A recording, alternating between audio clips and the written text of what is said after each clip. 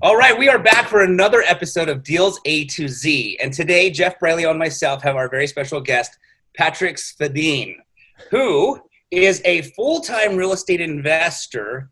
And I can't wait to hear this story, who quit his 9 to 5 to make an entire transition into real estate investing. So if you've ever thought, hey, I want to flip houses, I want to change a career, I don't love what I do, I'd love to have flexibility, freedom, and all that wonderful stuff that Patrick has, then you're going to want to pay attention to what Patrick says. So, Patrick, we're going to rewind a little bit. Can you tell us a little bit about yourself first, kind of maybe what you did before you were a real estate investor and all of that good stuff?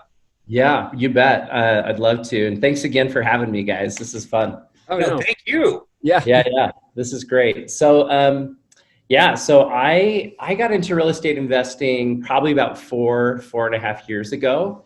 Okay. And I don't want to be long-winded about this, but I heard of this guy. He was a neighbor growing up, and several years ago, he's kind of like the millionaire next door type of a story. He's got a really humble Rambler, he has old used cars, like nothing fancy. And a neighbor of his that lives next door was telling me, like, this guy has millions. Yeah. Like, really? I had no idea. Well, it turns out he's a real estate investor. He's a handyman appliance guy. Okay. But he's got a bunch of single family rentals. He's done a bunch of flips, and he's just done this through the years. And it just kind of like blew my mind that this guy had such wealth that he had built. So that kind of triggered my memory, thinking like, because I have no background in real estate. My family wasn't into it. They're not into it. And so for me, it was just a totally different territory. So anyhow, but that caught my attention. And then I saw a Facebook video a few years back of a friend of mine who's a realtor and has a brokerage in Utah County, Red Sign team, Clay Winder, did some kind of video on the power of real estate investing. And that caught my attention. And I talked to Clay quickly, and I just said, Clay, hey, I'm thinking about maybe I could get a rental. So I'm a bachelor, still am. Yep. So I did have some extra money. I was in pharmaceutical sales, and I did well. I did that for almost 10 years. And so I had some money to be able to invest. And so I talked to Clay, and Clay, basically I said, Clay, I'm thinking about maybe getting a rental. And he then says, like, well, how many doors do you want? And I'm like, what does that even mean? So I didn't even know the lingo, right? Right. And he goes, there's definitely a real estate investing lexicon. Yeah. Words that we all use that no one else understands. Exactly. Right. So when he said that, I'm like, gosh, I hadn't even thought of that. Or really, I hadn't. And then he said something like, I think I just I didn't want to look stupid. So I said, I don't know, maybe 3 or 5. And then he goes, Patrick, you gotta dream way bigger. I do. And that conversation, I mean, I really honestly owe Clay a lot, because I walked away and I thought, maybe I do need to. And then I started reading books, and, I read Rich Dad, Poor Dad, Gary Keller's Real Estate Millionaire Investor. Rich Start. I just loved it. Yeah. And it took me into a world that I did not even know. I didn't get it. There's so many myths surrounding real estate investing.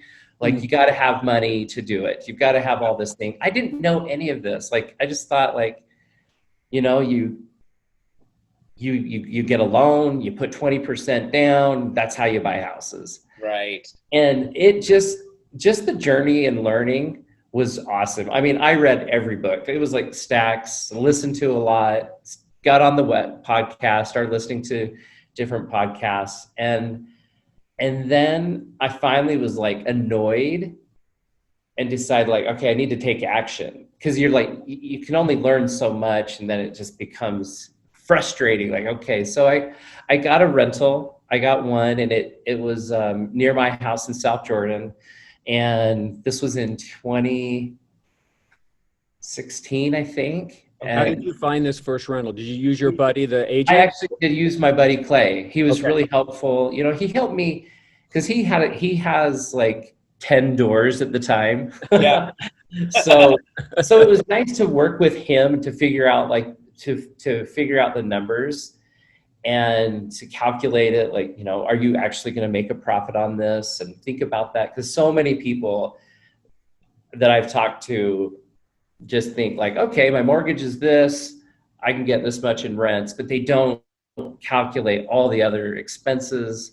Vacancy. And yeah, exactly. So that was really good to work with Clay. Clay helped me find my first one and my second one. That I bought a townhouse and in Lehigh that was pretty much a new build. I got a really great deal on it though. It was one that he wanted as an investment and didn't want it anymore. Basically signed the contract over to me. And so I had these two, but I'm pretty much out of cash now, right? Because they've gone into those. Right. And both of those, did you use non-owner occupied conventional financing? Correct. Okay. Yeah. So, didn't get as great as an interest rate on them. And I also partnered with my brother-in-law. So that's important. Like, okay. And normally I wouldn't recommend like working with a close family, but he's fantastic. We made sure that we understood what our goals were. Anyhow, if you do, like, you just need to be confident that your personalities will work with each other and you're on the same page. And we are. That's been good. But I'd done enough reading, and I apologize if I'm taking too long, but I'd done enough reading to know that like I can't keep buying really off the MLS. I need to, if I want to get more properties, and I need to find off-market properties. And I just didn't know how to do that. And then, life happened and I got a little distracted. I got in a relationship and we dated for a couple of years, and that kind of distracted me, but I was still like in it, but not really. Like, yeah. And, honestly, like life happens, and that relationship ended, and it kind of was a wake-up call. And I'm not going to start crying on you guys, I promise. Don't worry. But it was a good. We want to hear all the bad stuff, please. Oh, man. Get your tissues. No. But life. That's just how life goes. Sometimes sure. Certain things don't turn out the way you expected, and it was just a time for me to step back. And I just I love real estate, and it's honestly, it's actually not just the money and the freedom that it offers, but I like it. I like the tangible product. Like, yeah, I think there's, and it surprised me on how much like enjoyment I got out of it. And so I really wanted to just focus in. And anyhow, so basically, I'd left pharmaceutical sales to now transition on like how I went full time. I left pharmaceutical sales. I got recruited by Utah State to university to be their director of development for the College of Science. And so to raise money for a life sciences building and to help with some of the endowments. And I loved the job. Did that for about 4 years. And I finally, I was there long enough it was a good experience. And in that time, I actually got approached by a professor there who wanted to had a business going, and he asked me to become a third partner. That was last October, so almost a year ago. Got it. And that had nothing to do with real estate. Had nothing to do with real estate, although he's done a lot in real estate. But this was basically he's the director of entrepreneurship at USU, awesome guy. And he built this really great curriculum for entrepreneurship that universities and colleges use. And it really is a great program. And I really like these guys. And I decided, you know what, I'm going to take the leap, and so they were paying me a little salary. It definitely was a cut in pay.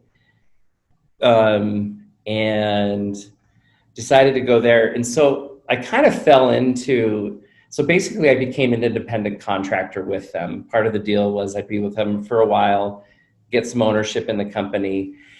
And, honestly, so I made that transition, and that really actually helped me for now, because I realized that, because I now had to like get my own insurance. And so I didn't have the benefits that I had at USU, which are phenomenal.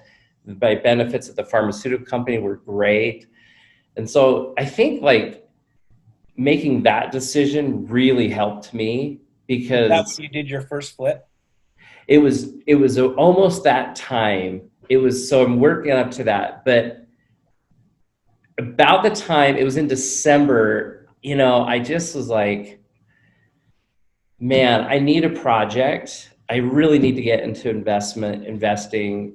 The job wasn't going great. The guys I loved, it just wasn't the right fit. And I don't know it was the right time to bring another partner on. And so there were some frustrations there. I was trying to do both, or trying to focus on that, but I knew I needed another project. And so I went to a real estate meetup group in the Salt Lake, I think it was the Salt Lake RIA. Salt Lake RIA, or Utah RIA up here in Salt Lake. Oh, Utah RIA, and it was at the Miller campus. It was in December, and don't worry, I'm not going to cry, but I was kind of at a little bit of a low, like, I lost my girlfriend in October, new job. And honestly, so I knew I needed a meaningful project. I went to that RIA. Mike Baird was inspired very well. Yeah, Mike was speaking, and I just loved it. I liked Mike, and I knew that I really needed to get a good connection on somebody's well connected, somebody's been in it, and I just want to learn. And so I was impressed with Mike, and I decided to follow up with Mike and basically do his mentoring program. Awesome. And I just really felt like I just felt like he's somebody I could trust in this. And so I went to India like in January for an awesome trip. And then February 1st, when I got back, I like, all right, Mike, let's do this. So we started February 1st, and he was great. I mean, that really helped me to figure out how to find off-market deals. Great. And then he helped me find my first flip. So he really sourced it. Nice. And it was just a basic honestly, it was just a cosmetic project in Kearns. It was like a 1993 home, 1750 square feet. So not very big, but it just only needed like $25K of upgrades. It took me like a month to do. Did you do the work yourself? Well, I did. I quarterbacked it, and Mike definitely helped. Get some guidance. Kind of like, hey, you probably should call this person. He was really good, but he's good to It was really good for me because it was one, I was getting good contacts, and I also was like doing it, quarterbacking it, and being a part of it. But it took me 30 days to do with these subs, and we ran through all the numbers, and we were hoping to make like 25 on this one. And I ended up like making 40, like in the end, I ended up making 46 on that deal. Great. Wow. On a patent carpet. Yeah. It was awesome. And so that was the time when I just was like, you know what? I had a lot of fun doing this. Yeah. I really enjoyed it. And I realized, holy crap, I just made 40,000 plus in 30 days. And I just realized, like, you know what? I can at least survive. If I just did another one of these, like, I'm not going to starve. I can survive. But the biggest thing for me was I enjoyed it. I love the flexibility. I love that it was my job. So I talked to my company, like this, it was just this tiny little startup. And this guy who's just such an awesome guy, we're great friends still. He said, Patrick, I'm going to take off my business hat and just and put on my friend hat. I think you need to focus on real estate. That's he awesome. goes, I did that he's in his 60s. I did that in my early 40s. And now my wife and I, we have plenty of money coming in. Like, we're fine. Like, take this time, do it. It's a great time to get involved. And so we parted ways in a really great, like, we're still stay in touch. It was a good exit. And so all of a sudden in May, I was like, okay, I'm full time. And so now here, you're your next flip, right?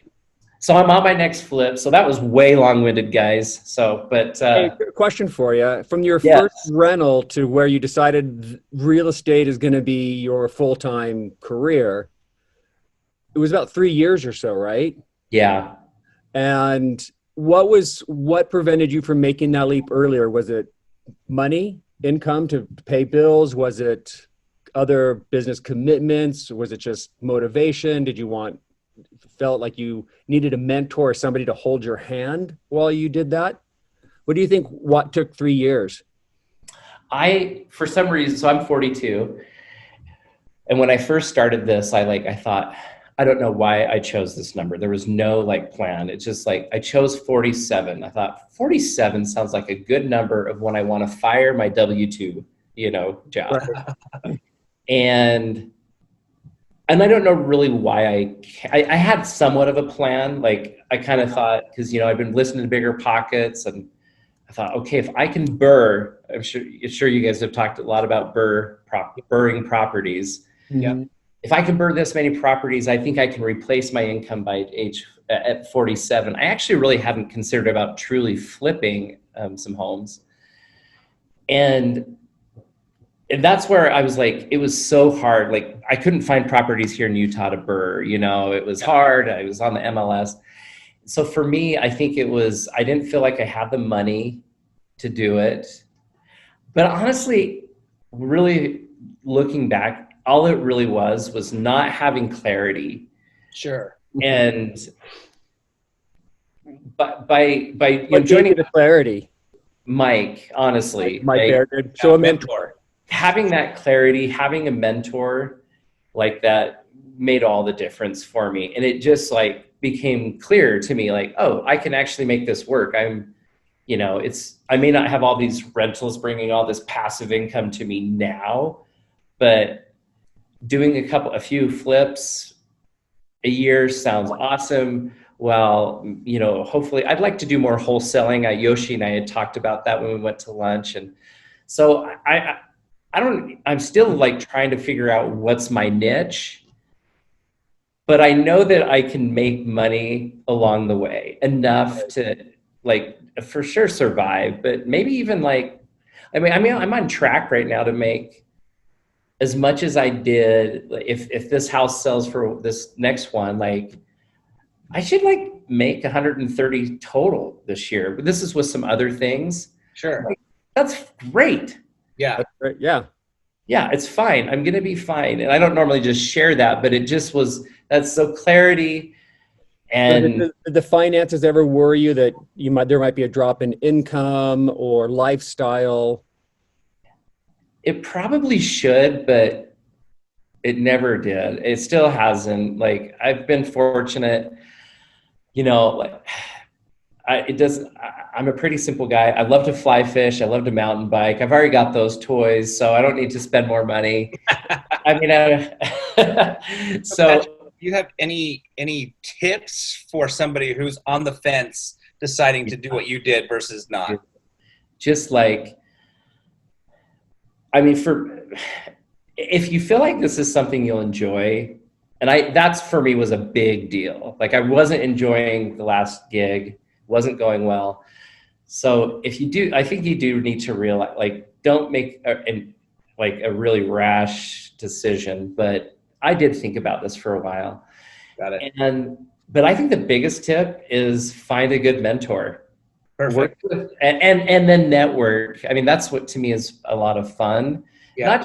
Not just a network just so it can serve you, but hopefully you can serve others. But you got started right at the beginning of COVID.